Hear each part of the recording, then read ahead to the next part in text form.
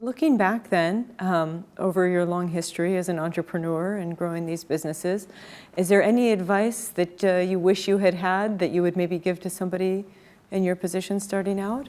There's always things you learn along the way. And even, today, I'm always learning. You sit with people and they gives you the kind of education you may not get at business schools. It's a kind of from their own experience of what they would do or how you would structure.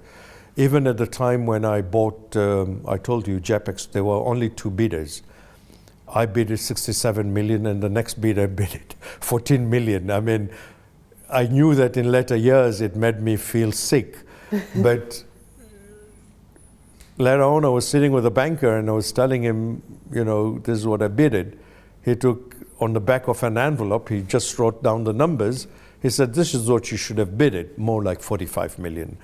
But with all the, this is what I'd like to tell people, with all the spreadsheets and all the business models, and at the end of the day, you need just simple gut feeling, logic. And I'm not the type who look at 50 pages of a report. I can't. I don't have the patience for it.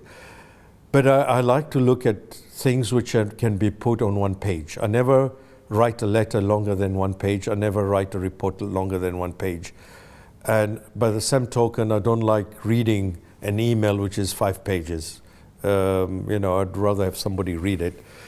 But I think, unfortunately, a lot of people go into huge extents of business modeling, of building what you call models and spreadsheets, and then believing what they see there.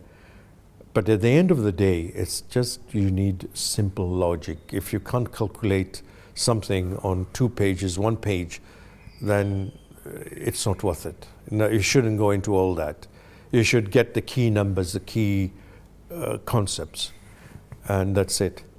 So it's really an intuition and simplistic and simplistic. Yeah. You should be able to simply describe something and simply put the business model in a very simple basis and explain it simply. But if it's complicated, then it's too much.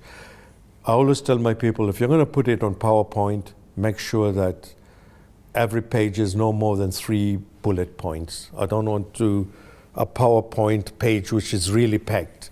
It doesn't make sense. And it should be crystal clear, easy to understand, and simple. Unfortunately, you have people who love and believe their own models. And obfuscate things, complicate things. And you complicate, and then what you are lost in between the trees. You don't see the forest.